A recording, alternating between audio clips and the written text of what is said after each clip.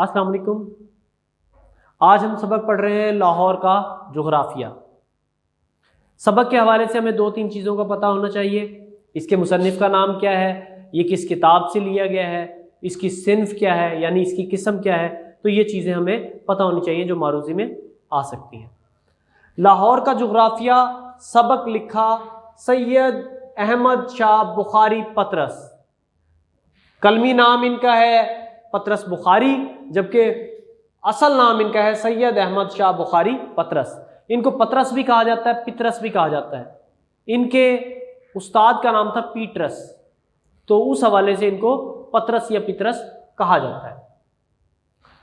अगर हम ये देखें कि किस किताब से सबक लिया गया है, इसका माखज़ क्या है, ये कहाँ से अखज़ किया गया है, तो ये किताब है पतरस के मज़ामीन, वहाँ से ये जो है लिया गया है सबक।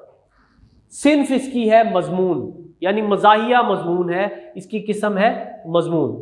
अब हम मुख्तसर सा तारुफ कर लेते हैं मुसन्निफ़ का। मुसन्निफ़ का जैसे मैंने बता दिया सैयद अहमद शाह बुखारी पतरस पूरा नाम है। कलमी नाम जिस नाम से ही मशहूर है पतरस बुखारी है। मुसन्निफ़ का तारुफ मुख्तसर, उर्दू नसर के मुमताज़ तरीन मज़ा निगार है। रोज़मर्रा के वाक़यात से वाक़याती मज़ा तख्लीक करते हैं, यानी लफ्ज़ों से मज़ा तख्लीक नहीं करते, बल्कि जो वाक़यात रोनुमा हो रहे होते हैं उनसे ये मज़ा कशीद करके तख्लीक करते हैं। ज़िंदगी के मनाजिर और इंसानी हमाकतों की अक्कासी इनके यहाँ मिलती है, यानी ज़िंदगी के मनाजिर, मंज़र जो कुछ पेश आ रहा है दुनिया में, और इंसानी हमाकतों की अक्कासी, इंसान क्या क्या गलतियाँ कर रहा है, कौन कौन से जो है ब्लंडर्स मार रहा है, वो सब कुछ जो है ये अपनी तहरीर के अंदर बयान करते हुए दिखाई देते हैं, लेकिन उसमें मज़ा का रंग पैदा करते हैं।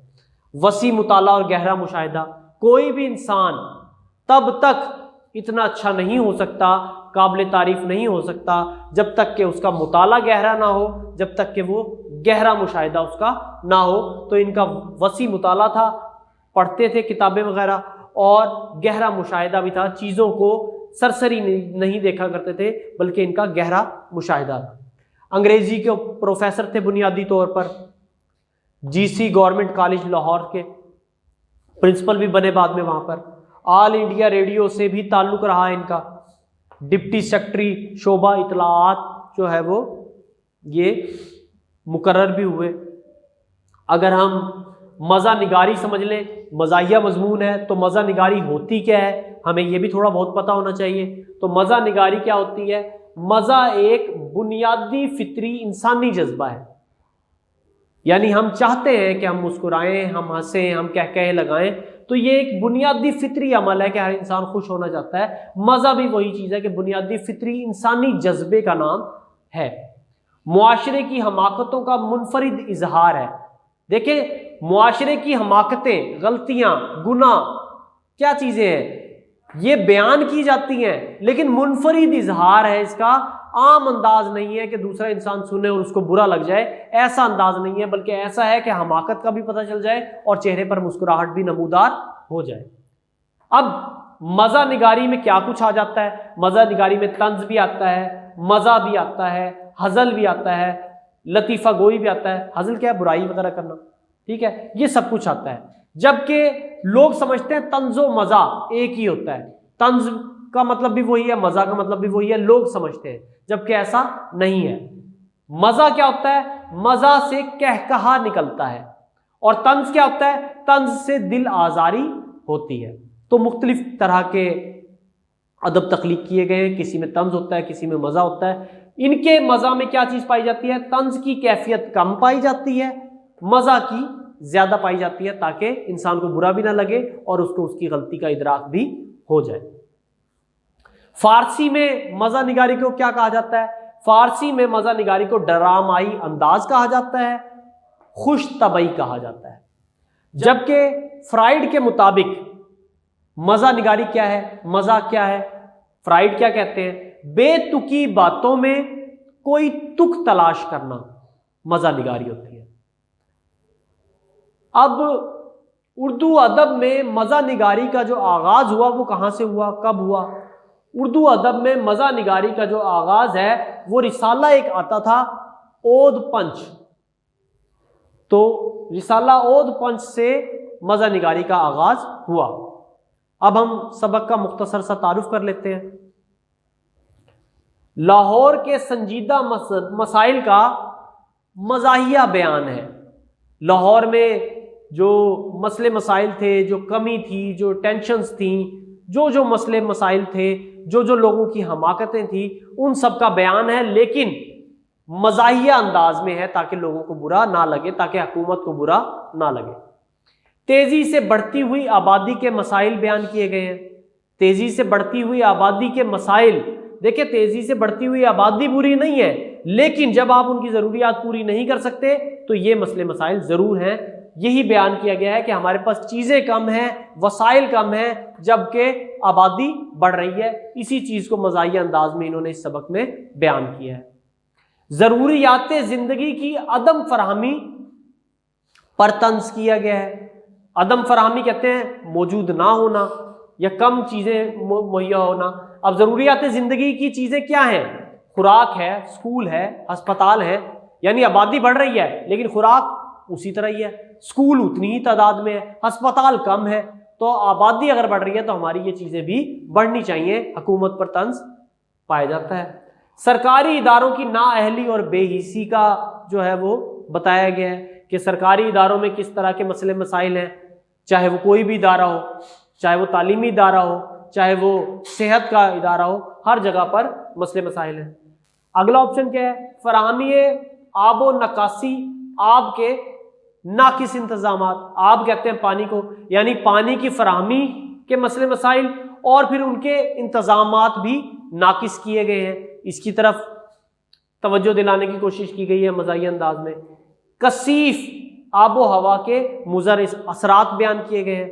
कसीफ किसे कहते हैं? आलूदा।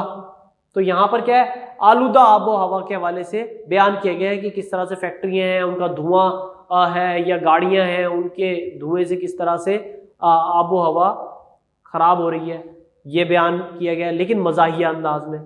लाहौर के ज़राए आमदोरफ्त और इश्तहारबाजी, कि लाहौर में किस तरह से ज़राए आमदोरफ्त का सिलसिला चल रहा है, किस तरह से इश्तहारबाजी हो रही है, कैसे कोई भी चीज़ है, कोई भी प्रोडक्ट आती है तो सबसे पहले लाहौर में जो है उसकी एडवर्टाइजमेंट की जाती है, जगह जगह पर पोस्टर्स लगा दिए जाते हैं, यहाँ तक के पोस्टर्स से घर को पहचाना जाता है कि फला घर है जहाँ पर फला पोस्टर लगा हुआ है, वो घर है, तो पोस्टर्स के ज़रिए पहचाना जाता है। तलबा की इकसाम यहाँ पर बयान की गई है और तलबा की इकसाम के ज़रिए इंसानी नफ्सियात को बयान किया गया है, लेकिन मज़ाहिया अंदाज में।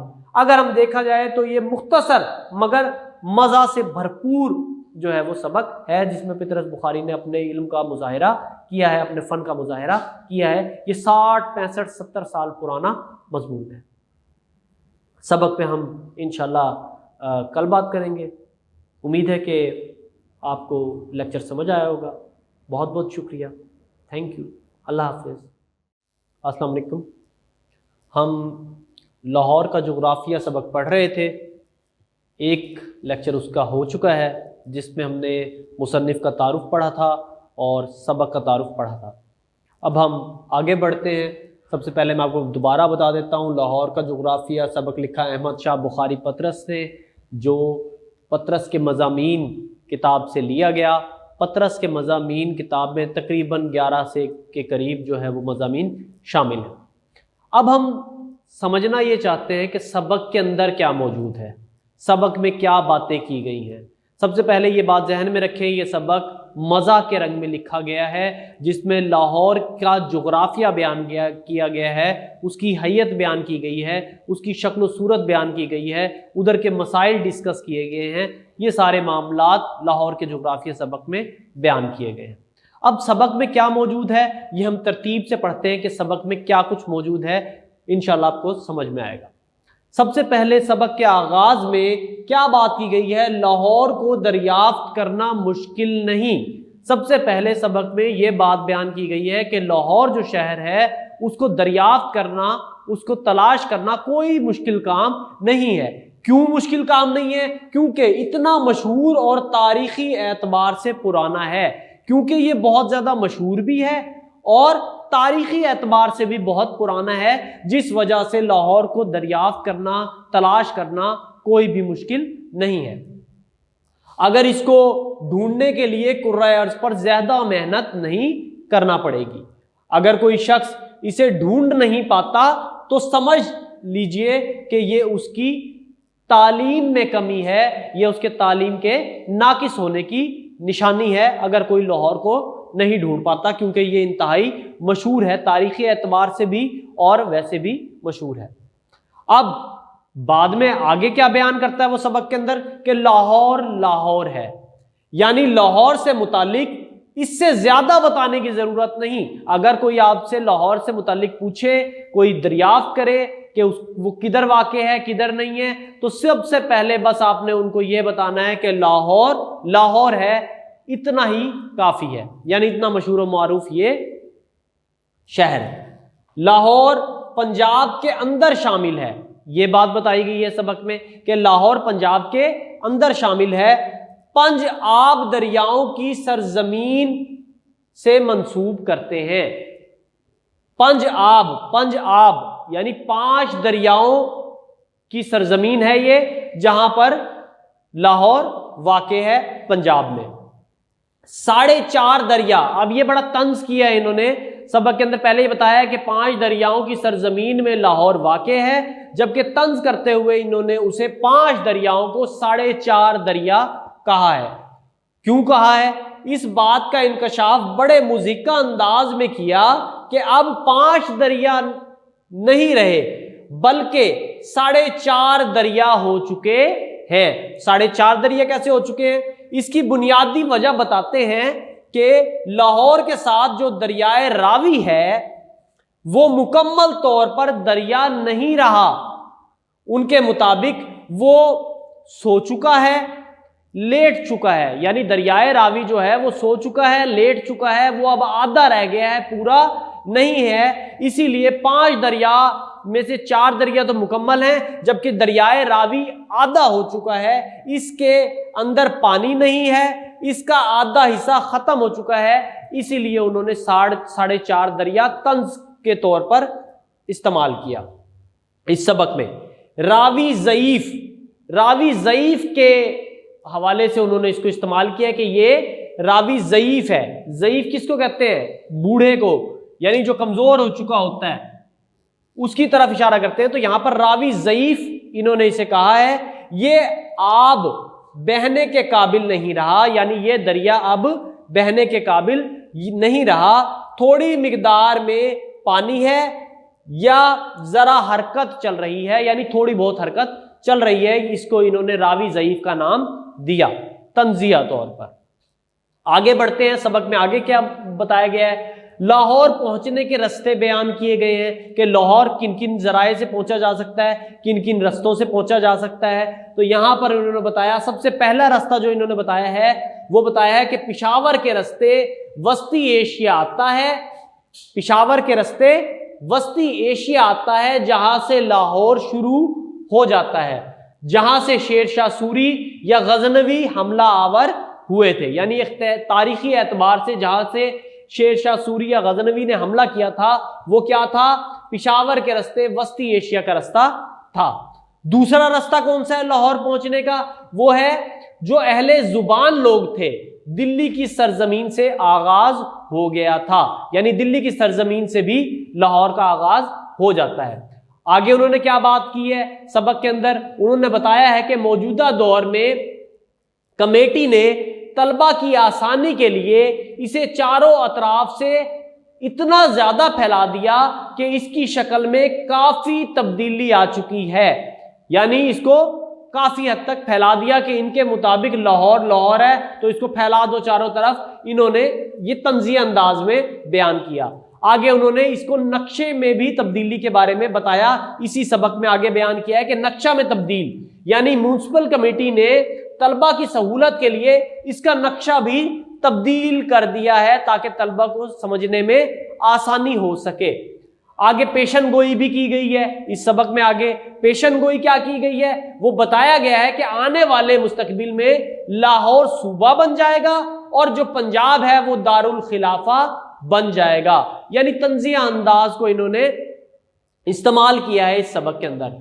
लाहौर के जिस्म पर वरम मौजूद है, सोजिश मौजूद है, फासिद मादों से यह भरा जा चुका है। देखें कहीं पर वो लाहौर लाहौर है बात कर रहे हैं, कहीं पर बताते हैं सबसे मशहूर शायर है, कहीं पर बताते हैं कि इसको भूल नहीं सकते, लेकिन वो अब तंज करते हुए भी दिखाई दे रहे हैं कि लाहौर के जिस्म पर वरम पड़ चुका है और सोजिश आ चुकी है, फासिद मादों से ये भर चुका है। कैसे? लाहौर दिल की बीमारी में मुब्तला हो चुका है। दिल की बीमारी यानी कैसे कि गंदगी यहां पर मौजूद है, गलाजत मौजूद है, आलूदगी मौजूद है, आबो हवा भी अब ताजा नहीं है। इस हवाले से भी इन्होंने यहां पर बयान किया है। आगे वो क्या बात कर रहे हैं, लाहौर में नया निजाम मुतारफ कराया गया है। सबक में आगे वो बयान कर रहे हैं लाहौर में नया निजाम मुतारफ करवाया गया है। अब वो नया निजाम क्या है, हर घर में नल खोले जा रहे हैं। ये एक तंजिया इन्होंने पहलू अपनाया है कि लाहौर में पानी की किल्लत है, पानी की फराहमी नहीं है, साफ पानी नहीं है,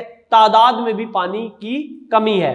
तो क्या किया हुकूमत ने, क्या किया, ये हुकूमत पर इन्होंने तंज किया कि हुकूमत ने हर घर में नल खुलवा दिए और क्या कहा है लोगों को ये कहा है कि नीचे बर्तन रख दे, यानी जो टूटियां इन्होंने लगवाई हैं उनके नीचे बर्तन रख दे, कोई पता नहीं कब यहां से पानी आ जाए। यानी जो सरकारी इन्होंने नल लगवाए हैं, यानी जो टूटियां इन्होंने लगवाई हैं उनके नीचे बर्तन रख दे, कोई पता नहीं कब यहां से पानी आ जाए। यानी जो सरकारी इन्होंने नल लगवाए हैं उसके बारे में इन्होंने तंज करते हुए कहा है कि हुकूमत ने हर घर में नल लगवा दिए हैं और उनके नीचे बर्तन रखवा दिए हैं कि कोई टाइम फिक्स नहीं है कब पानी आ जाए, कब इसमें से गैसें निकल रही हो। अच्छा जी, आगे है निजाम सक्का, यानी ये जो घर घर में नल खोले जा रहे हैं और लोगों को बर्तन रखने का नीचे कह दिया गया है, इसको इन्होंने मंसूब किससे किया है, निजाम सक्का से मंसूब किया गया। अब ये निजाम सक्का क्या था, निजाम सक्का का काम क्या था? देखिए निजाम सक्का एक शख्स का नाम था जो एक बादशाह था, मुगलिया दौर का बादशाह था। उस पर जब हमला किया गया तो वो अपनी जान बचाने के लिए दरिया में कूद गया, दरिया पार जाने की कोशिश करने लगा, लेकिन वहां पे डूबता हुआ देखा तो निजाम सक्का जो था उसने जाकर उस बादशाह को बचाया। बचाने के बाद बादशाह ने उसको एजाजी तौर पर, यानी उसको कोई इनाम देना चाहा, तो इसकी सक्के की ख्वाहिश थी कि ये एक दिन बादशाह बने।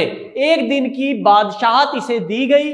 जब बादशाहत दी गई तो इसने चमड़े की जो है वो करेंसी निकाली। ये इसकी एक बात है। और इसका निजाम सक्का का काम क्या होता है? निजाम सक्का का काम यह होता है कि वो पानी जमा करके लोगों तक फराहम करता है। इसी चीज को इन्होंने, जो हुकूमत लोगों को पानी मुहैया करने के लिए टूटियां लगवा रही है, इसको मुसन्निफ ने तंजिया अंदाज में निजाम सक्का से मंसूब किया है। आगे इन्होंने सबक के अंदर घोड़े की इस्तिलाह बयान की है कि घोड़ा क्या है, कैसे यहां पर इस्तेमाल होता है, आमदो रफ्त में किस तरह का इसका इस्तेमाल है। घोड़े को इन्होंने इस्तिलाह के तौर पर बनास्पति घोड़े से तशबीह दी है। इसको बनास्पति घोड़े से इस्तिलाह के तौर पर नाम दिया है। अब वो क्या कहते हैं सबक के अंदर कहते हैं दुमदार सूरत के अंदर 2-4 तख्तों को जोड़कर उनके नीचे टायर लगा देते हैं। क्या करते हैं? दुमदार सूरत के अंदर 2-4 तख्तों को जोड़कर उनके नीचे टायर लगा देते हैं और उसके आगे यू शेप की एक हुक को लगा दिया जाए तो इसके साथ घोड़ा लगा दिया जाता है। उसको इन्होंने बनास्पति घोड़े से इस्तिलाह के तौर पर इस्तेमाल किया है, उसको बनास्पति घोड़ा कहा है। आगे आ जाते हैं। आगे सबक में वो क्या बात कर रहा है? दूसरी पलस्तर की दीवार इश्तहार होते हैं। देखिए लाहौर को वो तंजिया तौर पर क्या बयान कर रहे हैं कि लाहौर जितना मशहूर और मारूफ है, जितना इसका नाम है लाहौर है, उस तरह की यहां पर सहूलियात मुयस्सर नहीं है। एक घर अगर कोई इंसान बनाता है तो उस पर प्लस्तर करता है, उस पर कलर करता है, ये तो हो गया इंसान का करवाया हुआ प्लस्तर। जबकि दूसरा प्लस्तर लाहौर में क्या होता है? इश्तहारों के होते हैं। उस पर लिखाइयाँ मुख्तलिफ की जाती हैं, और बाज़ मरतबा तो ऐसा होता है कि उस लिखाई की वजह से ही उस घर को या उस एरिए को पहचाना जाता है। जैसे कि एग्जाम्पल के तौर पर उन्होंने सबक में भी बताया है, मोहम्मद अली दंदान साज का इश्तहार जहां पर लगा हुआ है वो है इनकलाब अखबार का दफ्तर, यानी जहां पर मोहम्मद अली दंदान साज का इश्तहार लगा होगा उस लिखाई से लोग पहचानेंगे कि ये इनकलाब अखबार का दफ्तर है। आगे आ जाते हैं, मुख्तलिफ रिसाले शाया होते हैं। उन्होंने ये भी थोड़ा सा तंज करते हुए बयान किया है कि लाहौर में मुख्तलिफ रिसाले शाया होते हैं। एक तरफ एडिटर की तस्वीर होती है और दूसरी तरफ अदाकाराओं की तस्वीर होती है, ये उन्होंने तंज किया है। आगे सबक में वो क्या कहते हैं, आगे सबक में कहते हैं लाहौर के अंदर जो है अंजुमनें मौजूद हैं, काफी सारी तंजीमें मौजूद हैं, ऑर्गेनाइजेशंस मौजूद हैं जिनकी तादाद बहुत ज्यादा है, लेकिन बात क्या है कि उधर के सदर कम है। तंजीमें ज्यादा हैं, ऑर्गेनाइजेशन ज्यादा हैं, लेकिन उनके सदर कम है। एक सदर कई कई ऑर्गेनाइजेशन को, कई कई तंजीमों को चला रहा होता है। आगे सबक में मौजूद है, जो सबसे आखिर में मौजूद है, वो है तलबा की इकसाम के बारे में बात की गई है कि तलबा की इकसाम कितने किस्म की हैं। वो कहते हैं तलबा की इकसाम 4 किस्म की हैं। पहले तलबा हैं जमाली तलबा, दूसरे तलबा हैं जलाली तलबा, तीसरे तलबा हैं ख्याली तलबा और चौथे तलबा हैं खाली तलबा। जो जमाली तलबा हैं, सबसे पहली किस्म के जो तलबा हैं, उनके बारे में क्या बयान किया है कि वो बहुत ज्यादा खूबसूरत होते हैं, उनमें अपना बहुत ज्यादा वो ख्याल रखते हैं, यानी अपनी जिल्द का, अपने रंग का, अपनी बहुत ज्यादा केयर करते हैं। वो तलबा कौन से हैं? जमाली तलबा हैं। दूसरे तलबा कौन से हैं? जलाली तलबा, जो बहुत ज्यादा सखी होते हैं, यानी दोस्तों के साथ घूमते फिरते हैं, उन पर खर्च करते हैं और दूसरों पर खर्च करके उन्हें खुशी महसूस होती है। वो तलबा कौन से हैं? वो जलाली तलबा होते हैं। तीसरी किस्म के तलबा कौन से हैं? वो है ख्याली तलबा, जो बहसो मुबाहिसा करते हैं, मुख्तलिफ मौजूआत पर बोलते हैं, जिनके पास इल्म होता है और वो मुख्तलिफ मौजूआत पर बहस करने की अहलियत रखते हैं। नंबर 4 खाली तलबा। अब वो खाली तलबा कौन से हैं? उन्होंने खाली तलबा, यानी देखें उन्होंने मजा का अंदाज में ये बात की है। खाली तलबा कौन से हैं? जिनका दूर तक पढ़ाई से कोई वास्ता नहीं होता। खाली तलबा कौन से हैं? जिनका दूर तक पढ़ाई से कोई वास्ता नहीं होता।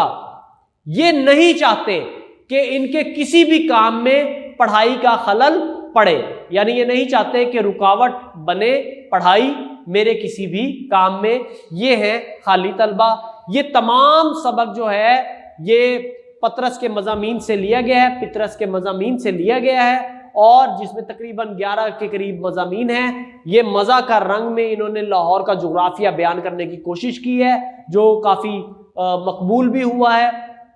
और इनके तंज़ो मज़ा में यही खूबी है कि ये बात भी कह देते हैं, समझा भी देते हैं और दूसरे को बुरा भी नहीं लगता। तंज़ो मज़ा में एक बड़ा नाम पतरस बुखारी। उम्मीद है कि आपको सबक लाहौर का जोग्राफिया समझ आया होगा। नेक्स्ट हम कोई और टॉपिक पढ़ेंगे। बहुत बहुत शुक्रिया। अल्लाह हाफ़िज़।